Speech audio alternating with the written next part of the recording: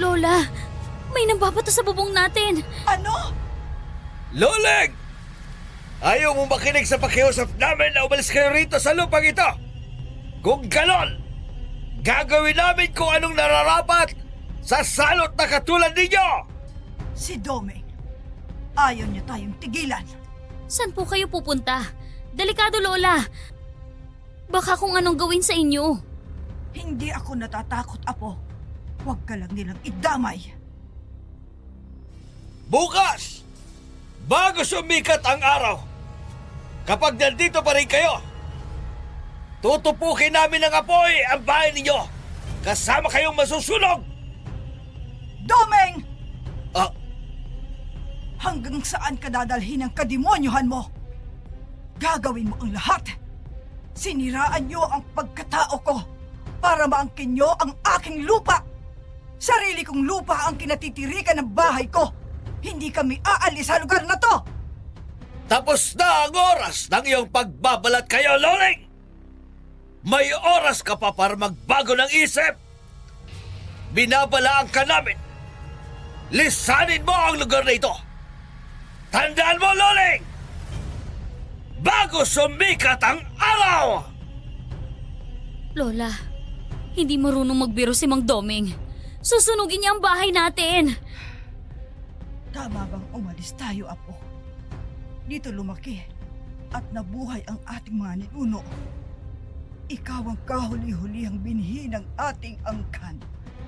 Kapag wala na ako, sa'yo mapupunta ang malawak na lupain at ang bahay na to. Lola, hindi mahalaga sa akin ang yaman at mga ari-arian. Mas mahalaga ang buhay niyo. Pakiusap, Lola. Umalis na tayo sa lugar na to. Welcome back sa ating channel. Para sa lahat ng mga mahilig sa kwentong aswang at kababalagan, huwag nating kalilimutang mag-subscribe sa ating channel.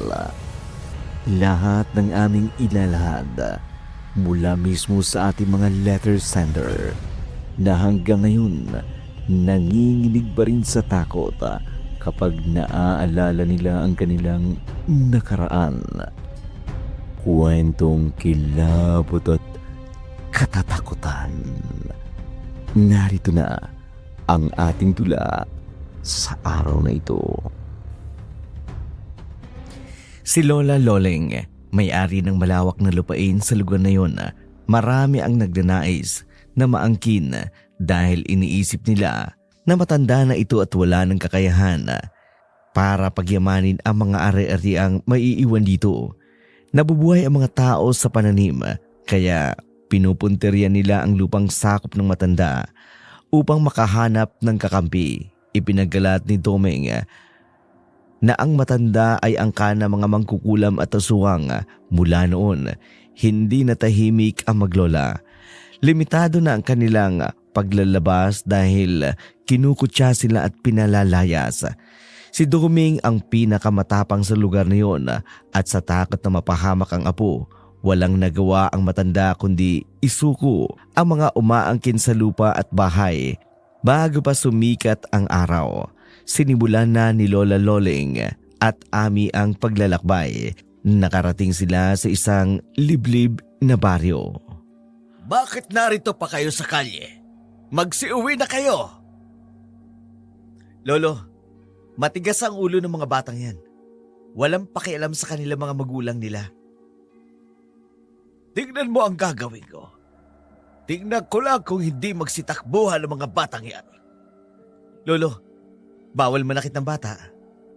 Mababawsi ka niyan. Tarantadong batang ito. Kalaba ko na nakita bata. Manood ka. Nandiyan na, mga aswang! Aswang! Tukbo tayo! Tukbo! Nangagain ang bata, mga aswang! Magsulo tayo! Magsiuwi na kayo! Kung ayaw nyo kainin kayo ng aswang! Tara! Tuloy na tayo! Uy, nyo! Ang galing nyo, Lolo. Nagsipagtakbuhan ng mga batang makukulit. Takot sa aswang ang mga bata. Pero ang mga matatanda, kahit nasa harapan nila ang aswang. Lolo? Bakit po kayo natigilan? May nakapasok na aswang. Ho! Nasaan ho? Saan pumasok? Shh! Huwag mo lalakasan ang boses mo. Maririnig ka niya. Lolo naman, hindi na ako bata para takutin nyo sa mga aswang-aswang na yan. Pagbilang ko ng 3, sabay tayong tatakbo. Walang maiiwan. Lalo't walang magpapaiwan. Ho? Bakit tayo tatakbo? Isa, Bakit nga tayo tatakbo, Lolo? huwag kang lilingon, Abel. Sa likuran natin, may aswang. 2. May aswang? Ah! Damo ka, Abel! Iniwanan mo ka rito! Ah! Sa baryo kung saan ang mga tao ay naniniwala sa aswang dahil ito ang laging naririnig sa mismong bibig ng mga nakatatanda sa kanilang lugar at marami ang mga insidente na hindi kayang ipaliwanag at hindi kayang gawin ng isang normal na tao. Si Lolo Ingoy, ang buong tanging ginagawang pananakot ang aswang sa mga kabataan. Sinasabing sa amoy pa lamang ng matanday makikilala niya na ang aswang. Sa lugar na ito napunta ang maglolang Ami at Lola Loleng. Naghahanap sila ng matitirhan. Sandali lang, Apo. Umupo muna tayo sandali. Sige Lola, hihingi ako ng tubig. Dito muna po kayo. Apo, baka may pera pa tayo dyan. Bumili ka kahit isang tinapay. Paghatian natin, malagyan lamang kahit konting pagkain na sikmura. Sige po Lola, huwag po kayong aalis dito ha. Tama po. Bilisan mo, Apo. Kanina pa nanunuyo ang aking lalamunan sa haba ng nilakad natin. Opo Lola. Wow! Ang ganda! Kailan ko nakakita ng babaeng kasing puti at kasing ganda niya. Shh! Uy! Saan ka pupunta? Nakita niyo ba yung lolo? Ang lakas ng dating. Nakakabigani. Huwag kang oe, Abel. Init lang ng katawan yan. Ilang araw ka na kasing hindi naliligo. Lolo naman, hina-hina naman po sa pagsasalita. Nakakaya may makaririnig sa inyo. Naiiyak ka sa ibang tao, pero sa sarili mo hindi. Sandali lang, Lolo. Huwag kayong susunod sa akin, ha? Sandali lang po ako. Abel! Hoy! Hoy! Dako. Umiral na naman ang pagkapalikero mo. Bumalik ka rito! Abel! Narinig ni Avel ang usapan ng 2 lalaki. Tumabi siya at nagkubli upang makaiwas. Sa una pa lang ay pansin niya na may sumusunod sa kanya. Ngumiti ito sa kanya ng kanyang lingunin. Ayaw nitong makipagkilala sa kahit na sino ng basta-basta na lamang sa lalaki. Ipinagpatuloy ni Ami ang pagtatanong sa bawat bahay na nadadaanan kung may bahay bang marerentahan. Iling ang sagot ng karamihan, samantalang ang iba naman ay susukatin muna mula ulo hanggang paa bago siya sinagot at walang nagpaparenta sa taong dayo. Bigo siyang bumalik sa lugar na pinag-iwanan niya kay Lola Loleng. Ano, Apo? May nahanap ka na bang masisilungan natin? Wala po. Madilim na Lola. Dito na po tayo magpalipas ng gabi. Ay, hindi natin kabisado ang lugar na ito. Baka delikado, Apo. Makikiusap ako. Sana may matuluyan tayo. Kahit ngayong gabi lang. Halos po lahat ng bahay dito. Napakiusapan ko na Lola. Wala pong gustong magpatuloy sa atin. Ay, kasalanan ko, Apo. Bakit nagkaganitong kalagayan natin? Lola, tapos na po iyon.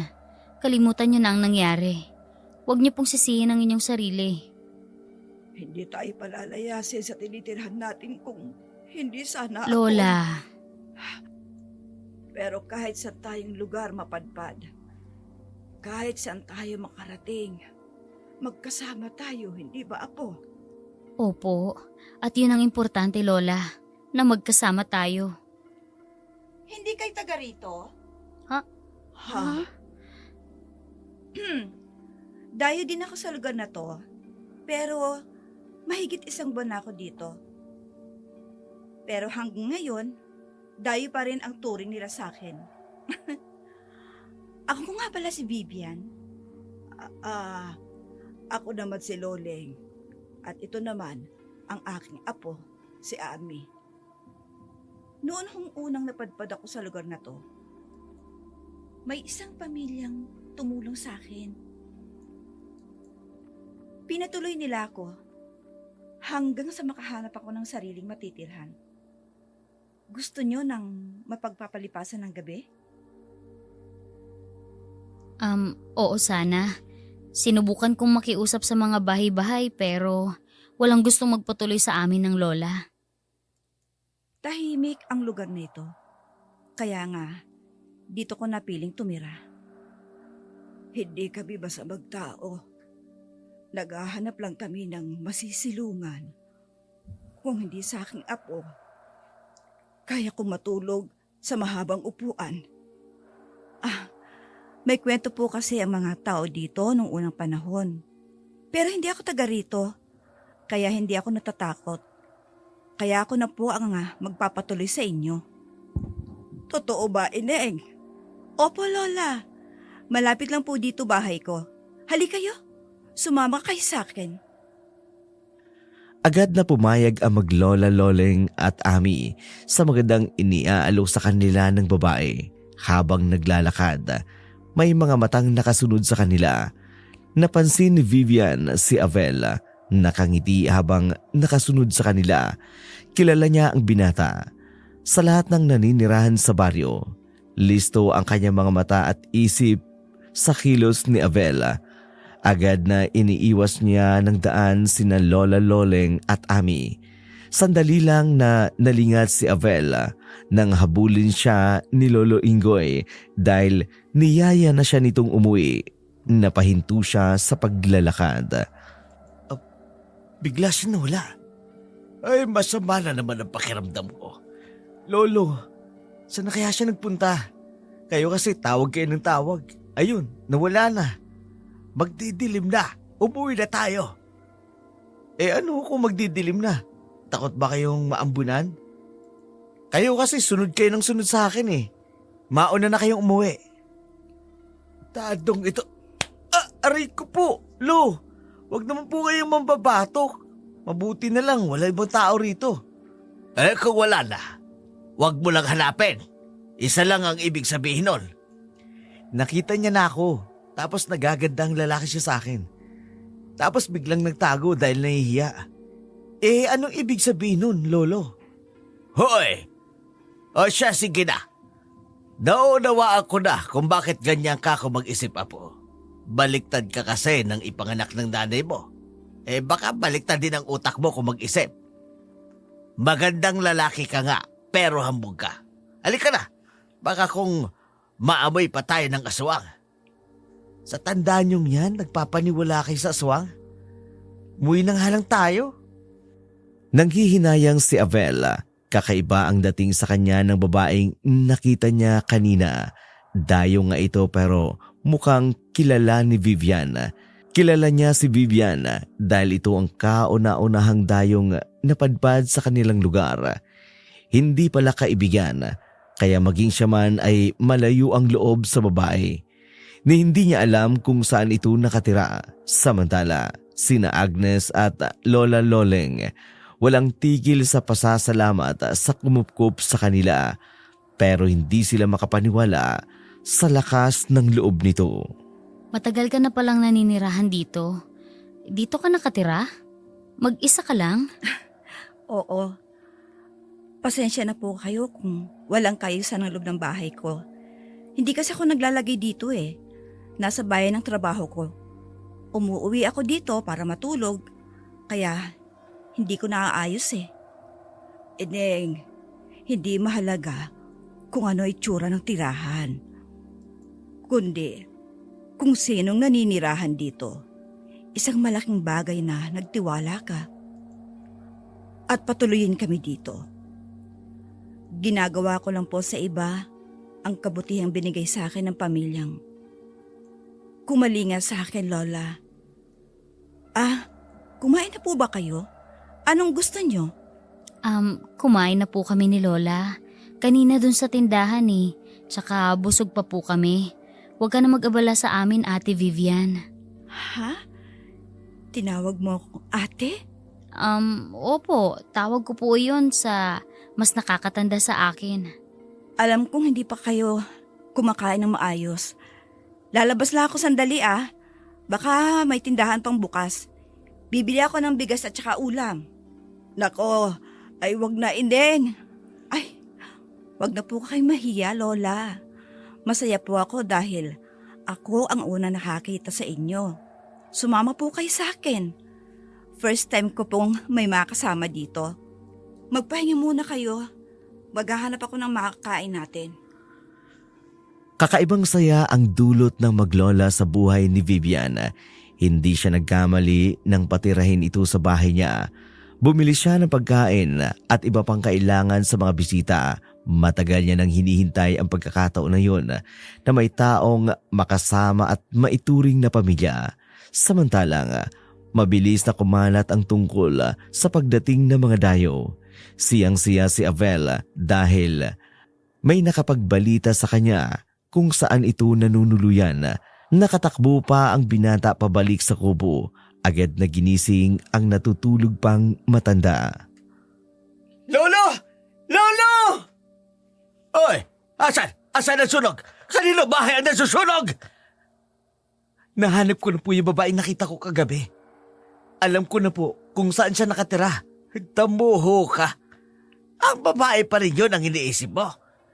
Tigilan mo na yun, Avel. Ikasarap ng aking tulog ay akala ko pa naman may nasusunog ng bahay. Siya po ang dahilan. Kaya hindi ako makatulog kagabi, Lolo. Kailangan makilala ko siya ng personal. Lolo Ingoy, magkakaroon ka na ng apo sa babae. Masyado ka talagang padalos-dalos pagdating sa babae. Hindi po ba nga siya nakikilala eh? Kaya nga ho pupuntahan ko siya at kikilalanin. Huwag ka na lang masyadong umasa. Dahil hindi lahat ng babae ay maaring magkagusto sa'yo. Magkakagusto siya sa akin, Lolo. Sigurado ako.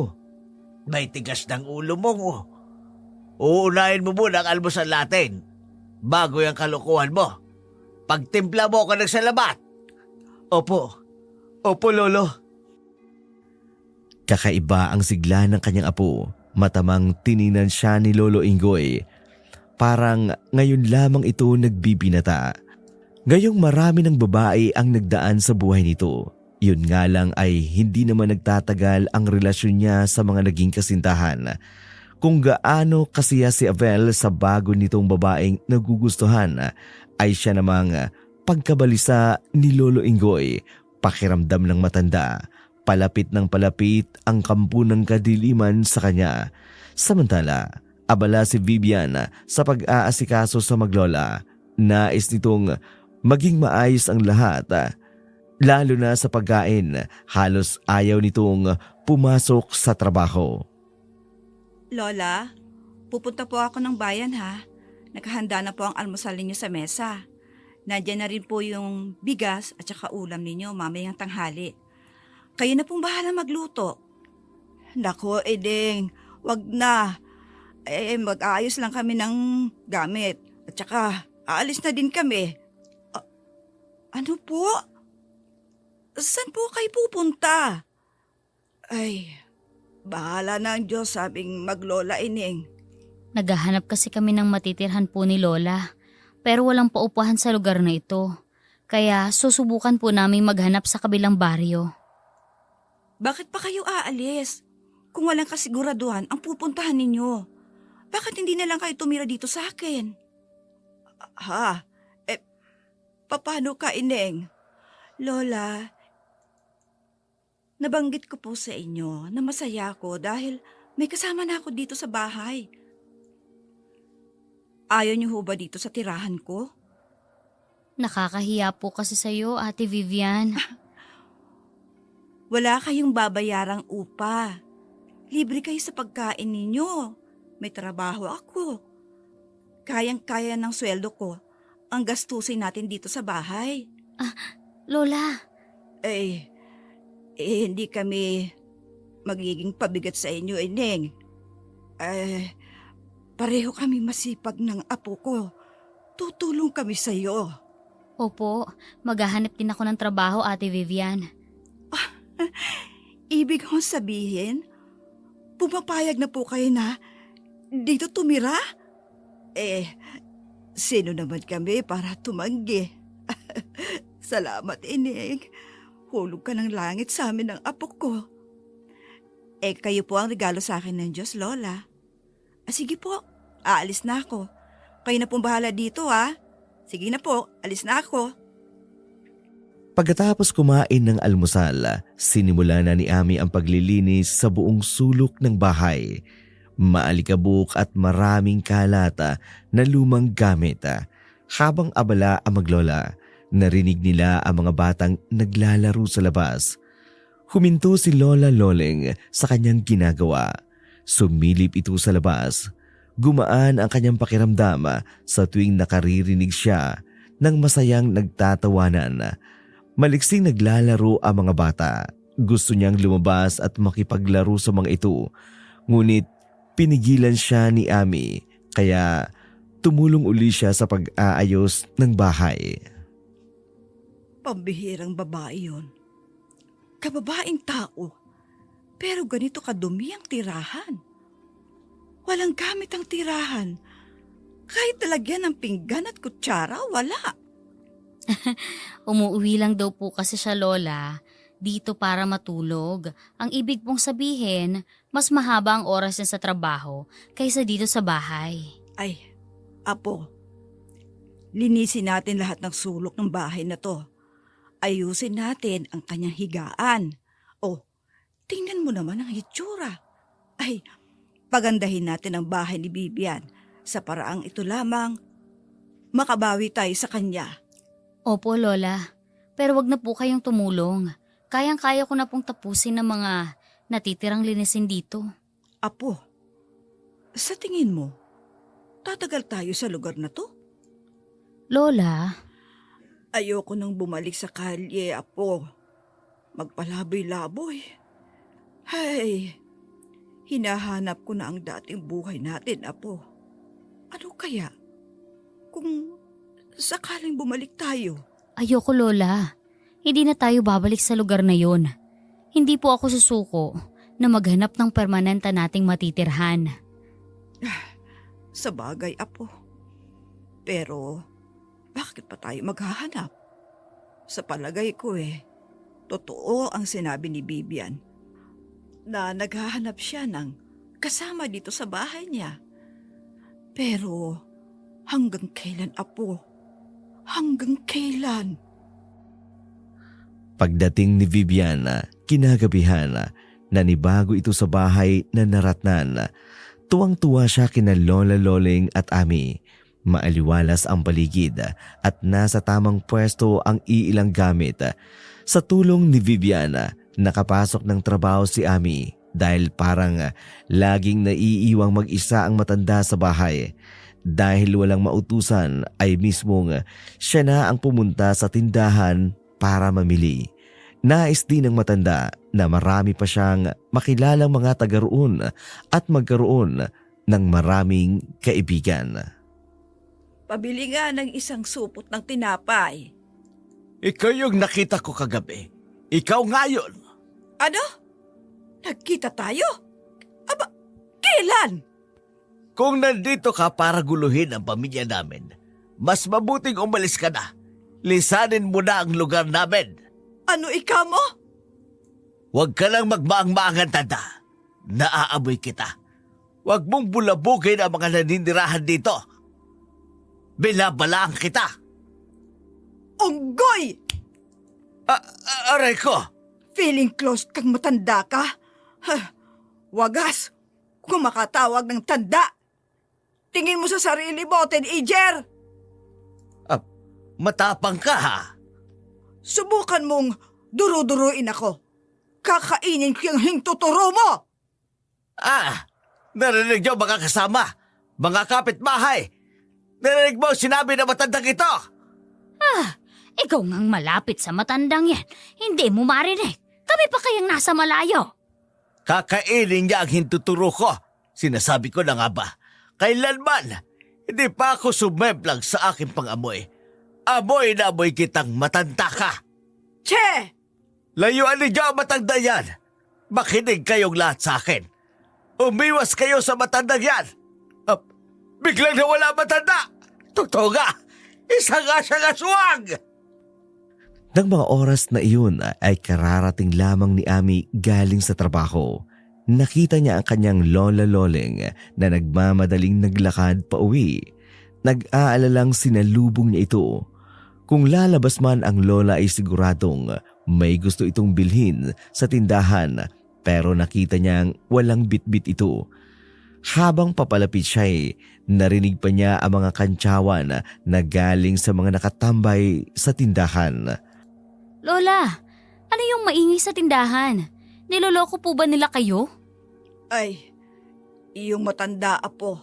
Hindi ko namang kilala eh. Abay, pinahiya ako. Ano ho? Anong karapatan niya para gawin yun sa inyo?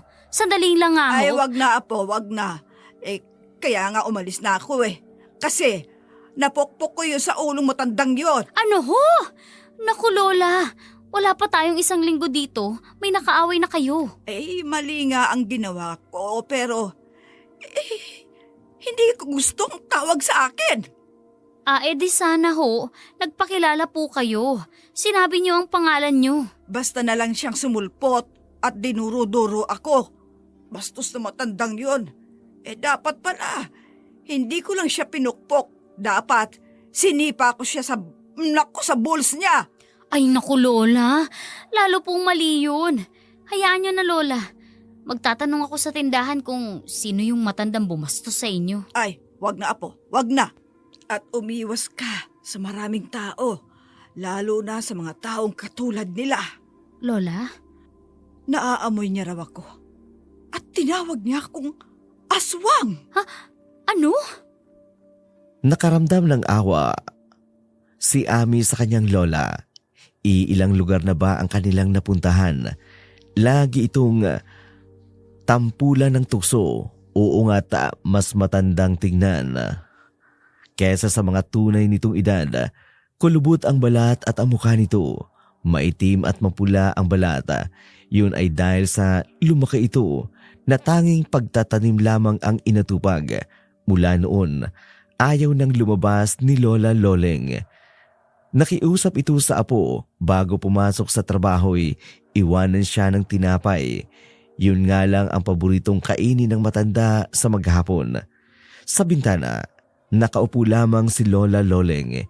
Hinihintay ang pag-uwi ng dalawa. Kahit paano'y nalilibang siya sa mga batang naglalaro sa labas. Nakasanayan na rin ng mga bata na may matandang nanunood sa kanila. Nginingitian nila ito at kinakawayan. Naiinganyo si Lola Loleng na lumabas. Yehey! Laro tayo! Oy! Kayo! Tandaan sa paglalaro mga bata! Baka madapa kayo. Masusugatan kayo niyan. Oh, hayaan niyo apo. Kapag may pera na ang Lola Loleng ninyo, ibibili ko kayo ng candy at lollipop. Yay! Ay, talaga po! Lola! Basta magpapakabait kayo. Mapagkunwari, kinukuha ang loob ng mga walang buwang na bata. Pagkatapos ay bibiktimahin. Hindi ka magtatagumpay. Pipigilan kita sa masama mong binabalak. Oy, nadapa ka! Oh, yan ang abang sinasabi ko eh. Oh, halika apo. Oh, may sugat ka. Teka ha, gagamutin ang lola. Oh, halika dito. Huwag kayong lumapit sa matandang yan. Lumayo kayo. Magsiuwi na kayo sa mga magulang nyo. Ikaw na namang matanda ka? Kung ang mga bata'y maluloko mo, Ako hindi. Ilantad mo ang iyong tunay na anyo. Hubarin mo ang katawang lupa mo! Matanda ka na! Manyakis ka pa! Aray! Siguro, may gusto ka sa akin, ano? Sinusundan mo ko kahit saan ako magpunta! In your dream, hatid mo ay panganib sa mga bata. Dumayo ka sa lugar na ito para magasik ng lagim. Adik kang matanda ka! Hindi ko alam ang pinagsasabi mo! Isa kang matandang aswang! Nakakatakot! Ha! Ngayon ay bistado ka na ng mga bata. Hindi mo na sila malalansi pa. Wala ni isa sa mga bata ang lalapit sa'yo! Kawawa kang matanda ka. Mamamatay ka kasama ng iyong kasalanan. Ikaw ang may dalang panganib sa kaisipan ng mga kabataan sa lugar na ito. Masama kang impluwensya! Pwe! Malungkot na bumalik sa loob ng bahay si Lola Loleng. Matalim na tinitingnan ang matandang si Inggoy. Paano nito nasabing isa siyang aswang? Matamlay ang matanda nang dinatna ni na Ami at Vivian. Bumalik lamang ang sigla nito nang makitang may pasalubong sa kanya ang dalawa. Agad na nakalimutan ni Lola Loleng ang nangyari. Mababaw na kaligayahan ang kanyang naramdaman at mandali lamang itong mapasaya. Samantala, naglalakad si Avel nang bigla itong matigilan sa kanyang nakita. Ang babaeng naglalakad sa kanyang unahan ay ilang araw niya nang hinahanap. Mabilis siyang naglakad at sinabayan si Ami. Miss? Miss? Sino? Ako bang tinatawag mo? Sa wakas, nahanap din kita. Dayo ka dito, no? Lihiti mo akong taga rito. Gusto kong i-welcome ang mga dayong katulad mo sa baryo namin. Ako nga pala si Avel. Avil? Ako naman si Ami. Avel. Ami. Magkatunog. Parang pinagtagpo ng tadhana. Naniniwala ka ba sa tadhana? Hindi. Ako oo. Hayaan mong ipaunawa ko sa'yo ang nais iparating ng tadhana sa atin. Hindi na kailangan. Sige, hinihintay na ako ng lola ko sa amin.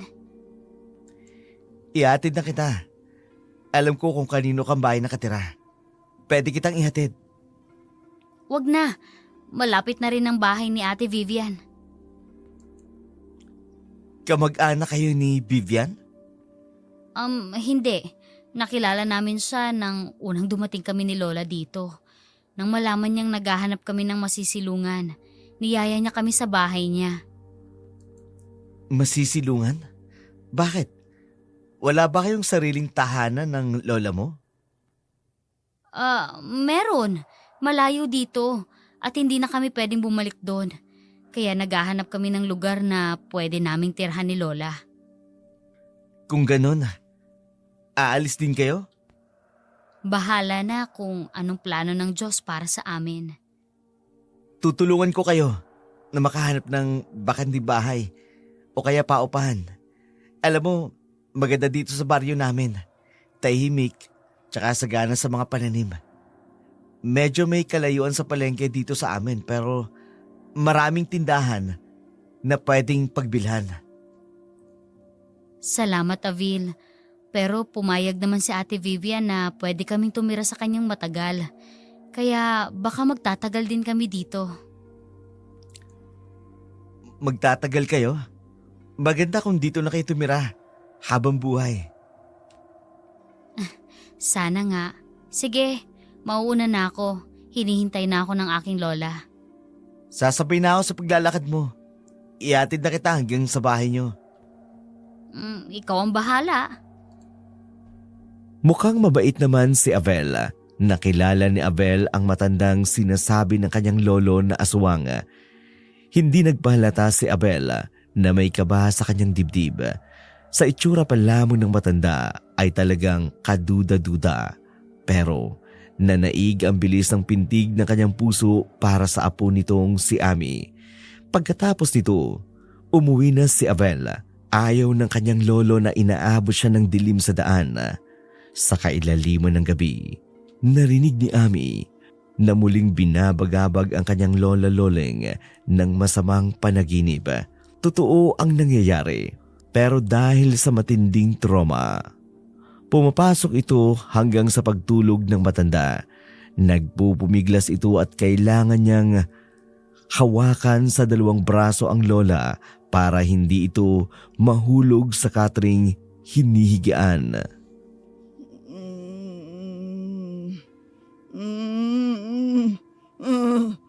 Tama na. Mananagot kayo sa ginawa niyo sa akin. Babalikan ko kayo! Lola! Lola, gising! Apo, umalis na tayo sa lugar na ito. Kailangan nating makalayo.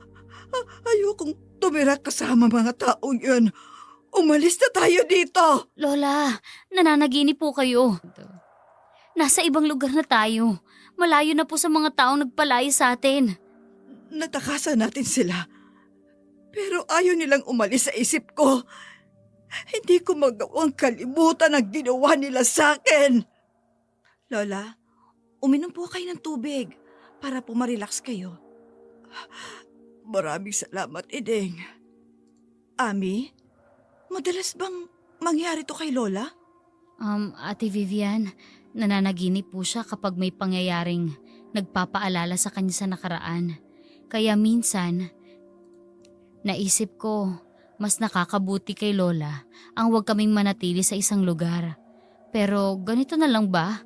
Habang buhay kaming maglalakad, hihinto sa lugar kung saan kami aabutin ng gabi. Ang dapat kay Lola ay tumira sa tahimik na lugar. Nakakalungkot, Ineng. Sa panahon ngayon, wala nang tahimik na lugar. Kung bakit sa mundong ito, may mga taong hindi matahimik hanggat hindi makapanakit. Ang Lola, parang ang laki ng hinanakit sa mundo. Sa edad niyong yan, dapat masaya kayo. Paano kung ayaw ng mundo na maging masaya ako? Kahit saan ako magpunta, sinusundan ako ng bangungot sa buhay ko. Gusto ko man na manatili sa isang lugar. Pero ayaw akong tantanan ng sumpa. Pati ang aking apo ay nadadamay. Lola, ngayong nandito na po ako. Dito sa lugar na ito. At kasama niyo ako. Hindi na kayo masusundan ng sumpang nakaraan, Lola. Kalimutan niyo na po yung mga nangyari noon. Lagi kong sinasabi yan kay Lola. Ayaw makinig sa akin. Hindi niya nakakalimutan ang ginawa sa amin ni Mang Doming. Dahil hindi ganon kadaling makalimot, Ami. Maraming Doming sa mundo. Hayaan natin si Lola na hilumin ang sarili niyang sugat. Tulungan na lang natin siya. Salamat, Ineng. Mula nang kinupkup mo kami dito ni Ami, nakilala ka namin ng gusto. Masaya ako dahil biglang nagkaroon ako ng isa pang apo. At para mas maging masaya po kay Lola, isasama kita at si Ami. Day off ko po, kaya mamamasyal po tayo sa bayan. Buong maghapon na nasa bayan ang tatlong babae. Bumili ng mga gamit sa bahay, mga bagong damit at tuloy na malengke. Nagkaroon ng dahilan na mabuhay ng normal si Vivian sa pagdating na maglola sa bahay niya. Kumakain sa labas at namamasyal sa buong kabahayan. Hindi maalis ang ngiti sa labi ni Lola Loleng. Sandaling nakalimutan ang ginagawang pangungutya sa kanya ng ibang tao. Gabi na nang sila ay makauwi. Walang pagod na nararamdaman.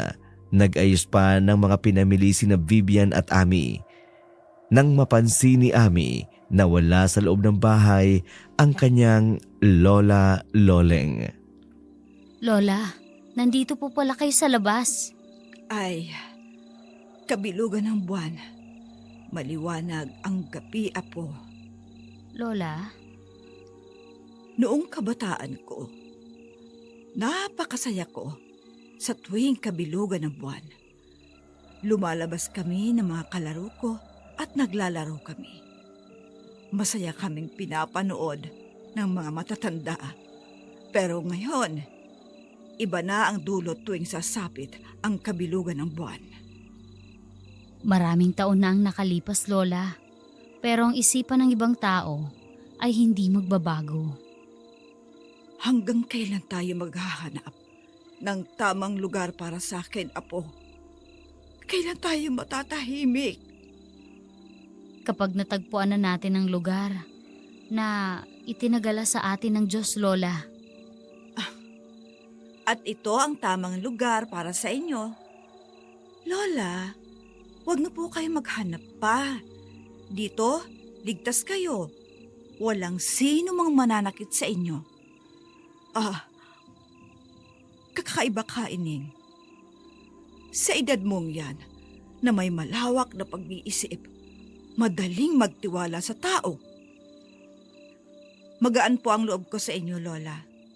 Pakiramdam ko po, nagkaroon ng pag-asang buhay ko.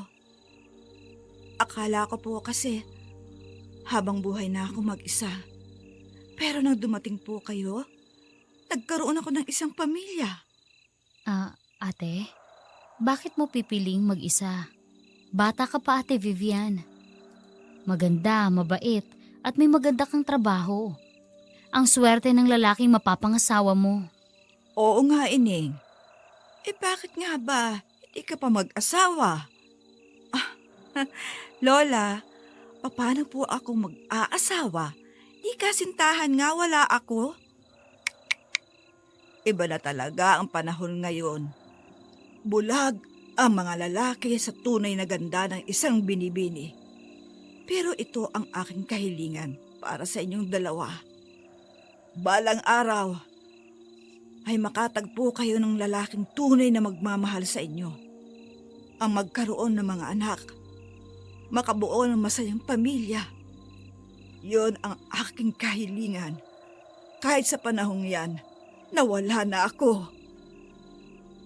Lihim na napaiyak si Ami. Paano siya kapag wala na ang kanyang Lola Loleng? Katulad ni Vivian, mag-isa na din siyang mabubuhay sa mundong ito. Ang lola niya ang nag-iisang pamilyang naiwan sa kanya. Sa di kalayuan ng 3 babae. Sa isang malaking bato ay nagkukubli ang Lolo Ingoy at Avel. Si Lolo Ingoy ay mariing sinusundan ng tingin ang bawat kilos ng matanda. Ayaw niyang ipikit kahit sandali man lang ang kanyang mga mata dahil gusto niyang makita ang gagawing pagbabagong anyo nito. Kapag nangyari iyon, agad siyang magpapatawag ng mga kapitbahay at sabay-sabay nilang papatayin ang aswang. Samantala, si Abel naman puno ng saya ang kanyang puso habang tinitingnan ang maamong muka ni Ami. Kahit pa nga nasa di kalayuan ang dalaga. Malapit na. Nasisinaga na siya ng liwanag na galing sa bilog na buwan. Malapit na. Ang ganda. Lalo ngayong nasisinaga ng liwanag mula sa buwan ng kanyang mukha. Tumigil ka. Bukas, ipatatawas kita. Pinaglalaroan ng aswang ang iyong imahinasyon. Tingnan mo, kakaiba kanyang kilos. Lolo, bakit kailangan pa nating magkubli dito? Di ba masama ang manilip? Pwede naman tayong lumapit sa kanila. Ilalantad natin ang sarili natin sa aswang. Kaya tayo nandito dahil huhulihin natin sila sa akto. Lolo, sabi niyo lang, isang aswang. Huwag mong idamay ang babaeng gusto ko. Sinasabi ko na nga sa'yo, Abel. Huwag kang magpapalinlang sa iyong nararamdaman. Paano kung kaisa siya ng aswang na yan? Gusto mo bang magpa-recruit. Kung isa siyang babaeng nakatanda na sa akin, bakit hindi lolo? Umalis na tayo dito. Ang alulong ng aso'y senyales. May nakikita itong nilalang na hindi tao. Sa ganitong oras, ang kanilang kalakasan, maghahanap sila ng mabibiktima. Natatakot na ako, lolo. Umalis na tayo dito. Patay tayo kapag nakita tayo ng sinasabi mong aswang. Sino yan? May tao ba dyan? Lumantad ka! Huwag kang duwag! Daamoy tayo. Umalis na tayo dito. Agad na dumapa sa lupa ang maglolo at pagapang na umalis ng lugar na iyon hanggang sa makalayo. Pagdating nito sa bahay, tumingin sa itaas si Lolo Ingoy. Namumula ang bilog na buwan sa sobrang inilalabas na liwanag nito. Ito na ang hinihintay ng mga nilalang na may taglay ng itim na kapangyarihan. Kinilabutan siya, kaya agad ding pumasok sa loob ng bahay. Labis ang paghihinayang dahil hindi niya nakita ang pagbabagong anyo ng aswang. Mas lalo pa sana siyang sisikat sa kanilang baryo kung ito ang kanyang aaktuhan. Maalinsangan ang gabi dahil hindi makatulog si Abel. Babangon na sana siya para magpahangin sa labas. Lolo, Lolo, may bumagsak sa bubungan natin. Buko lamang yan ang nyog. Iba ho ang tunog na nahulog. Baka naglalandi ang pusa sa bubong. Iba rin ho ang tunog ng mga naglalandi ang pusa. Wala pong miyaw na naririnig. Lolo, di niyo ba narinig yun? Ano yun, Lolo? Lintik na aswang na yan. Bakit may aswang sa bubungan natin? Lolo, papatay tayo ng aswang. Huwag mo kaming tinatakot! Pumili ka ng ibang taong bibigtamahin mo! Kilala kita! Kung ayaw mong ilantad kita sa mga tao, lubayan mo kami! Tumigil na, Lolo. Narinig niya kayo. Umalis na ang aswang. Ang galing niyo po, Lolo. Napasunod niyo. Sumunod sa inyo ang aswang. Nakinig siya sa inyo. Yun ang turo sa akin ng lolo ko noon. Kapag may kumagambalang isang aswang, kausapin mo dahil makikinig sila. Basta't huwag silang sasaktan dahil babalik ang kanila. Lolo, totoo ba talagang sinasabi niyo? Kilala niyo kung sino ang aswang? Kilala ko. Kilalang kilala. At kilala rin siya ng aswang. Ang paggalaw nito sa kanya ay sinyales na winawarningan siya nito ayon sa kanyang mga ninuno. Kapag nalaman ng aswang na may nakikilala sa kanila, kusa itong umaalis ng lugar, maliban na lamang kapag ito ay nasaktan, at kusa rin itong babalik para magiganti. Subalit inaasahan na ito ni Lolo Ingoy. Kinabukasan din, wala na ang matanda sa kanilang baryo. Para makatiyak ay pumunta siya sa tinitira nito at pasilip-silip si Lolo Ingoy. Aha! Ay, Matandang matatakutin! Anong ginagawa mo dito, ha? Dadalaw ka ng ligaw sa akin. malakas ka. Ayaw mong lisanin ng lugar namin. At bakit ako aalis? Bahay mo ba to? At inaano ba kita? Nagmamaang-maangang ka pa. Huwag ka na magkaila. Kinagambala mo kami kagabi. Kilala na kita. Kaya huwag mo kong lalansihin. Umalis ka bago kita hubaran sa lahat ng mga taga rito. Bakit ba ang init ng dugo mo sa akin, ha, tanda? Kung ayaw mong may masamang mangyari sa'yo, tantanan mo ko! Tinatakot mo ba ako? Dahil lahat ng kasamaang ginagawa mo ay tiyak na babalik sa'yo. Isa akong mabuting mamamayan. Ang kaligtasan ng aking mga kababaryo ang aking inuuna. Gusto ko silang iligtas sa mga katulad nyo. Anong iniisip niyo sa lola ko? Ha? Kayo ba ang kumukot siya sa lola ko? Bakit niyo ginagawa yan? Bakit niyo siya pinapahiya sa mga taga rito? Ano bang kasalanan ng lola ko sa inyo? Alam ng lola mo kung ano pangangambalang ginagawa niya sa mga taga rito. Pigilan niyo siya. Mas makabubuting paalisin niyo siya sa lugar na ito bago pa maging huli ang lahat. Ano? Ikaw ang umalis, tanda. Ano? Nananahimik kami. Ikaw ang nanggagambala. Kapag hindi mo kami tinigilan, ikaw ang hindi namin patatahimikin. Oh, sige. Kampihan niyo ang matandang yan. Wala kayong alam. Pero ako, amoy na amoy ko. Alam na alam ko. Mabilis ang hakbang ng mga paa ni Lolo Ingoy. Lalong lumalakas ang puwersa ng kapangyarihang itim na sumasalubong sa kanya. Nang humarap sa kanya ang tatlong babae, ibig sabihin, hindi lang isa, kundi maaaring dalawa ang nakapasok na aswang sa kanilang lugar. Tama nga ang kanyang hinala. 2 dayo ang dumating sa kanilang baryo at kung sino man ang mahina at mas gutom sa dugo at laman, ang siyang hayagang mamiminsala at yun ay ang matandang si Loleng ayon kay Lolo Ingoy. Nagtataka si Abel dahil umalis ang kanyang lolo na mag-isa.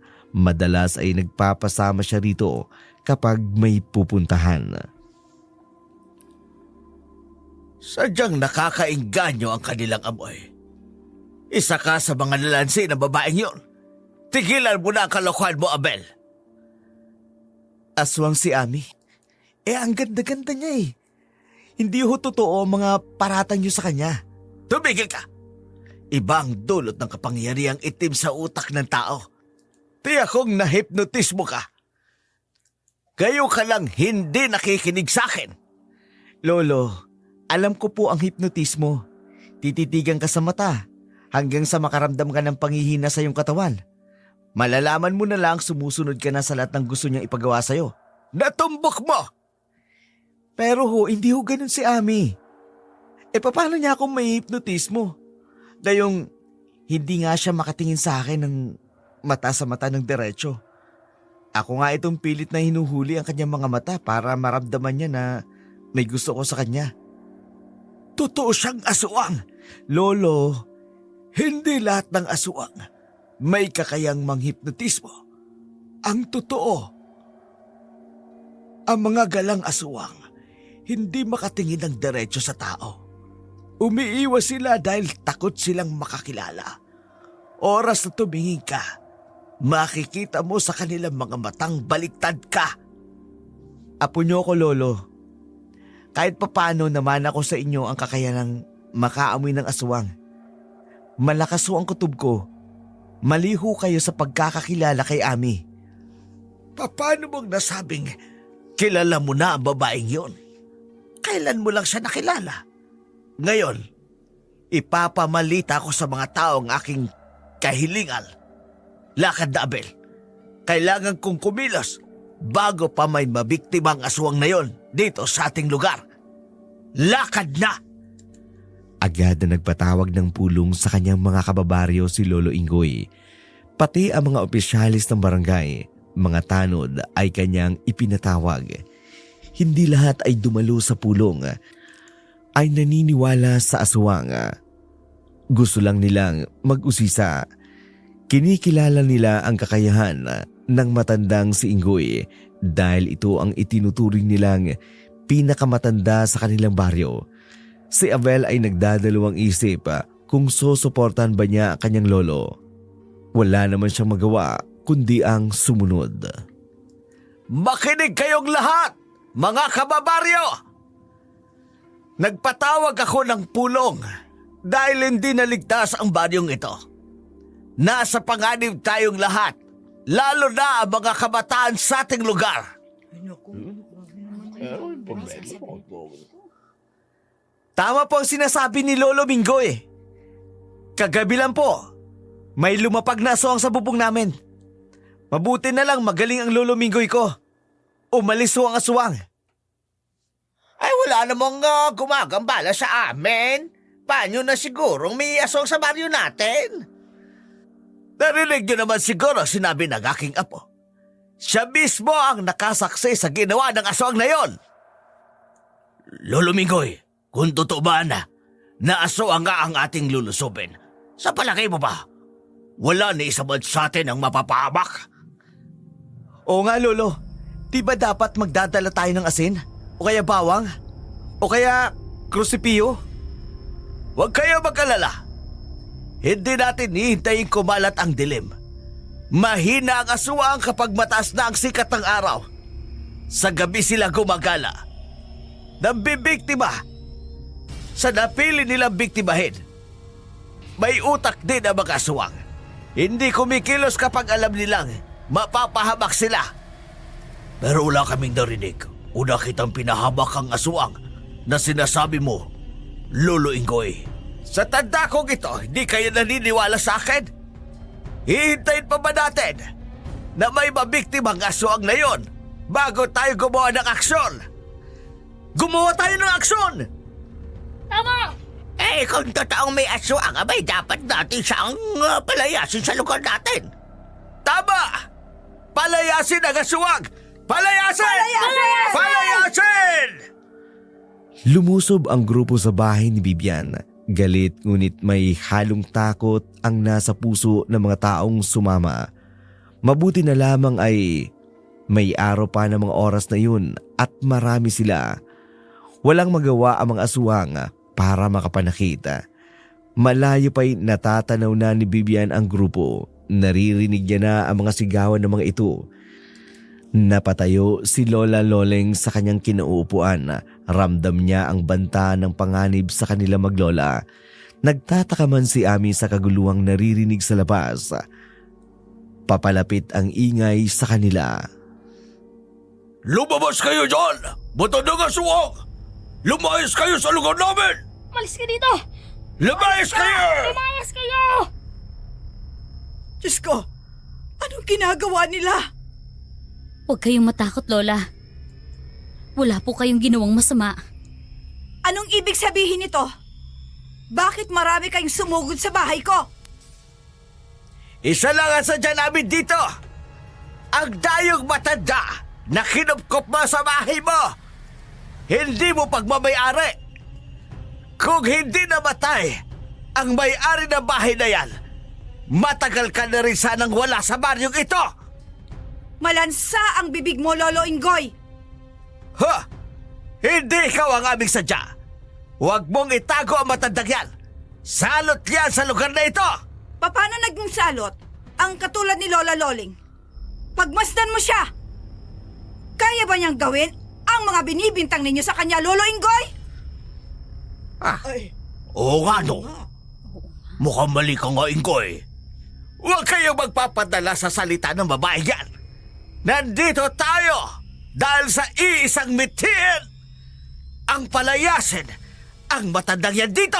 Mangyayari lamang ang gusto ninyo kung may ilalabas kayong patunay na banta si Lola sa baryong ito. Si Lola Ingoy, siya ang buhay na ebidensya naming lahat. Mula nang dumating ang matandang yan, kahina-hinala na ang mga kilos, makahulugan ang kanyang mga tingin. Gusto niya panoorin ang mga batang naglalaro. Nakita ko, gusto niyang lapatan ng laway ang sugat ng bata. Ano? Laway? Nagsinita ko'y nagalit sa akin. Matalim ang titig niya sa akin. Pinagbantaan niya ako ng gabing yon.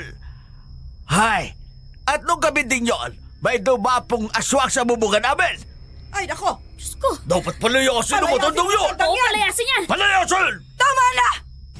Tama na! Lola, huwag kayong lumabas.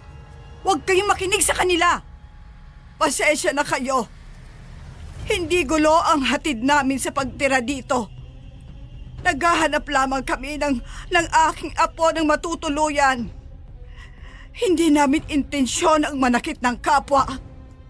At ayaw naming maging dahilan para magulo ang lugar na ito. Lahat tayo ay naghahangad ng katahimikan. Kaya kung ang pag-alis namin dito ang siyang magpapatahimik sa inyo, sige, aalis kami. Lola, huwag kayong umalis. Kapag sinunod niyo sila, para niyo na rin inamin ang totoo ang sinasabi ni Lolo Ingoy tungkol sa inyo. Aalis kami para mawala na ang agam-agam nila sa aking pagkatao. Ang pagtalikod ay hindi karuwagan, Apo. Hayaan mo na kaming umalis ni Ami. Tama si Lola, Ate Vivian. Mas mabuting umalis na kami. Pati ikaw, nadadamay. Lola, ayoko pong mag-isa. Sanay na po ako nakasama kayo ni Ami. Dahil po sa inyong naging normal ang buhay ko. Nagkaroon ako ng pamilya. Apo, magpatuloy ka sa buhay mo. Alalahanin mo ang bilin ko sa'yo. Kapag wala na kami, bumuo ka ng sarili mong pamilya. Sa pag-alis namin ni Ami, Jack na may darating na siyang bubuo ng buhay mo. Lola Loling, Ami, Ate, sana magtagpong muli ang landas natin. Mag-iingat ka, Ate Vivian. at huwag mo kami alalahanin, Ineng. Hanggat magkasama kami ng apo ko, ayos lang kami. Pero ani niyo ang aswang! Aalis na sila! Matatahimik na tayo Sana, Paraan ninyo! sana nga. Sana'y makamtan ninyo ang katahimikan sa lugar na ito. Tuloy ang pagpatak ng luha sa mga mata ni Vivian. Malungkot na sinundan ng tingin ang maglola habang papalayo ito sa kanilang kinatatayuan. Narinig niya ang pagbubunyi ng mga taga-baryo. Labis ang pasasalamat nila kay Lolo Ingoy. Sobrang naawa siya sa sinapit na maglola, lalo na kay Lola Loling. Walang permanenteng bahay na matutuluyan. Pinalayas pa sa bawat lugar na kanilang pinupuntahan. Nagkaroon ng malaking kasiyahan sa lugar ni Lolo Ingoy. Lahat ay masaya dahil umalis na ang salot ayon sa inaakala nila, maliban kay Avel na hindi nagugustuhan ang nangyari. Apo, huwag ka na malungkot. Makatatagpo ka rin ng babaeng nababagay sa'yo. Nakahanip na ako, Lolo. Pero pinalayas niyo. Apo, isa siyang aswang. Nakita mo, sikat na sikat ang lolo mo dahil ako ang nakadiscover sa tunay niyang pagkatao. Sana yung matanda na lang pinalayas ninyo. Hindi si Ami. Gusto ko siya, Lolo. Bait siya at maganda. Alam kong hindi siya aswang. Naniniwala ka ba na magbubunga ng mangga ang santol? Siyempre po hindi. Iisa ang lahi ang nananalaytay sa angka na bang aswang. Kung hindi man ngayon, pagdating ng araw ay magiging isang ganap ding aswang si Ami. Tatandang katulad ng kanyang lola. Hindi na ako makatatagpo ng katulad ni Ami. Kalokohan! Ano bang hindi? Marami pang darating sa iyo dito. Dito sa ating baryo. Kaya wag mong dibdibin ang pag-alis ni Ami. Pagsama sila ng aswang niyang lola. Oh, makihalubilo ka sa mga binatang naroon. Makipag-inuman ka. Magsaya ka, Apo. Dahil sikat na ang Lolo Ingoy mo. Sikat na ako. Ganito pala sa pakiramdamang sikat. Hindi na kailangang mag-viral sa TikTok o sa social media. Halos abuti na magdamag ang kasiyahan. Walang umuwi sa kanilang bahay nang hindi lasing. Nabusog ang lahat mula sa ambagan ng pagkain. Handa ng mga taga-baryo. Kinabukasan, usap-usapan pa rin ang pag-alis sa dayong aswang. Bida sa usapan si Lolo Ingoy. Panatag ang loob ng lahat. Muling naglalaro ang mga bata sa lansangan at may mga nagiinuman sa kalye. Sa kalaliman ng gabi, narinig nila ang sigaw ng babaeng buntis. Agad na nagsilabasan sa kanika nilang mga bahay ang nakarinig ng sigaw na iyon. Anong nangyayari dito? Tingnan ninyo. Kung hindi pa ako nagising, baka nakuna na ang asawa ko. May umakyat sa bintana namin. Nakalapit na siya at pilit na hinahawakan ng tiyan ng aking asawa. Hindi agad siya nakasigaw sa matinding takot. Nagising ako dahil sa matinding init na nararamdaman ko. Kung hindi ako nagising, wala na sana ang aking mag-ina. Sinog! Agad siyang tumakbo at tumalon sa bintana. Hinabil ko, pero isang malaking itim na aso ang sumalubong sa akin. Grabe talaga nakakatawa naman. Ano kaya? Diyos ko. Isang nilalang lang ang makagagawa nito. Isang aswang na may kakayahang magpalit ng anyo. Isang babae. Natatakpan ng mahabang buhok ang kanya mukha. May mahabang maitim na kuko. Lolo Ingoy, kayo po ang nakaalam kung sino ang aswang dito sa ating lugar. Alam ko. Kilala ko kung sino ang aswang. O hindi ba tapalayas na natin ang aswang? Nagbalik siya para kumante.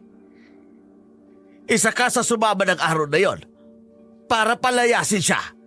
Maging kayo, humanda kayo. Baka gantihan din kayo ng aswang. Ay, grabe! Ay, naku, nakakatakot. Nagbalik ang matandang aswang. Mas malakas ngayon ang kanyang kapangyarihan. Doon, dinadaan-daan niya lang sa pagpaparamdam. Pero ngayon, pumapasok na siya sa loob ng bahay upang makapamisala at pumatay. Natatakpan man ng mahabang buhok ang kanyang mukha. Pero sinisigurado ko, hindi matanda ang aswang na yun. Mali ang sabantaha mo, Lolo Ingoy. Hindi ang matandang yun ang aswang. Hindi ba't sabi ko sa inyo, sa pamamagitan ng inyong pag-amoy, alam mong may aswang sa lugar na ito. Itinuro niyo ang matandang si Loleng. Natitiyak ko, isa siyang alagad ng kadiliman. Isa lang ang naamoy ninyo nang makapasok dito sa ating baryo. Pinaniwala niyo kami ng inyong mga kasinungalingan, Lolo Ingoy. Sinasabi ko sa inyo, hindi ang matandang yon ang sumula kay Saki mag-ina. Hindi si Loleng. Balisang bumalik sa kubo si Lolo Ingoy. Hindi siya maaring magkamali. Amoy na amoy niya ang itim na kapangyarihan ni Loleng. Oo nga't minsan, wala siyang napatunayan na aktong nambibiktima ito. Pero itsura pa lang ni Lola Loleng ay nakatatakot na. Maaaring nagbalik ito at nagbagong anyo ayon sa mga ninuno ng mga matatandang aswang kapag uminom ng dugo at kumain ng laman ng tao. At sigurado siyang nagbalik si Lola Loleng. Lolo Ingoy, may kailangan kayo? May hinahanap ho ba kayo? May naaamoy ako. Tuloy ka, Lolo Ingoy. Hindi. Ilabas mo ngayon din si Loleng. Si Lola Loling? Hindi ho ba't kayo mismo ang nagpalaya sa kanila? Bakit ngayon hinahanap ninyo? Nagbalik siya. Naririto siya at naaamoy ko. Lolo Ingoy naman, baka iba ang naaamoy ninyo. Hindi ako maaring magkamali. Huwag mong mamaliitin ang aking kakayahan. May aswang sa loob ng bahay mo, Vivian. Ilabas mo kung ayaw mong madamay sa galit ng mga taga rito. Kaya kita pinapasok, hindi ba? Para makita mismo ng dalawa mong mata na sa bahay na to, ako lang ang nakatira. Naniniwala sa iyo ang lahat ng tao. May kaalaman nga kayo. Pero, hanggat amoy lang kayo, hindi kayo nakakakilala ng tunay na aswang. Ipagmayabang mo ang iyong kaalaman na ipinamana pa ng inyong ninuno tungkol sa mga aswang. Lahat ng iyon ay mga haka-haka lamang. Hindi ba nabanggit sa iyo na iba't ibang klase ang aswang? May mga aswang na naghahangad din ng normal na buhay. Humihiling na mamuhay katulad ng isang normal na tao. Aswang na biktima lamang ng sumpa. Huwag kang humakbang papalapit sa akin. Nakasabit sa aking leeg ang pangontra laban sa itim na kapangyarihan. Isa kang matandang mapanghusga. Dahil sa inyong kamangmangan, marami ang nadamay. Ang mga nangyari, patikim pa lamang yon, Lolo Inggoy. Nabilang niyo ba kung ilan kayong sumugod sa bahay ko at nagpalayas kay Lola Loling at Ami? Hindi. Bilang na bilang ko. Hindi si Loling ang naamoy ko noon, kundi nagkamali ako. Hindi si Loling ang aswang. Nagkamali ako! Nagimbal ang lahat sa kanilang nakita. Parang wala sa sariling katinuan na tumakbo si Lolo Inggoy. Marami ang nagtataka. Sinalubong nila ang matanda at tinanong kung ano ang nangyari. Ngunit bumulong lamang ito na parang may sinasabi. Naaninag ang labis na takot sa mukha nito. Agad itong sinalubong ni Avella. Kanina pa niya hinahanap ang kanyang lolo. Nag-aalala siya dahil magdamag itong hindi nakatulog. Paggising niya ay wala na ito. Tumuloy si Lolo Inggoy sa silid at nagmamadaling kinuha ang lahat ng damit. Lo, anong ginagawa nyo? Bakit po kayo nag-iimpake? Anong nangyayari sa inyo? Bilisan mo, aalis tayo dito. Gayon din. Ho? Bakit tayo aalis? Huwag ka na magtanong pa. Bilisan mo na ang pagkilos mo. Saka ko na lamang ipaliliwanag sa'yo. Bakit to takot na takot kayo? Saan ba kayo galing? Shh! Huwag mong lalakasan ang boses mo. Baka marinig niya tayo. Ayaw niyang nababanggit ang kanyang pangalan. Mas lalo siyang nagagalit. Sino ho? Maupo muna kayo. Sabihin niyo po sa akin, may nananakot ba sa inyo? Apela po, pakinig ka sa akin. Sa oras na ito, kailangan mong sumunod sa sasabihin ko. Hindi tayo dapat abuti ng dilim sa lugar na ito. Kailangan nating umalis at lumayo. Lolo, nagkamali ako. Kapag nalaman ng mga taga-baryo natin ang aking pagkakamali, tsak pala layasin tayo sa lugar na ito. Bago pa mangyari yon, uunahan na natin sila. Aalis na tayo. Kayo ang ayaw lisanin ang lugar na ito eh.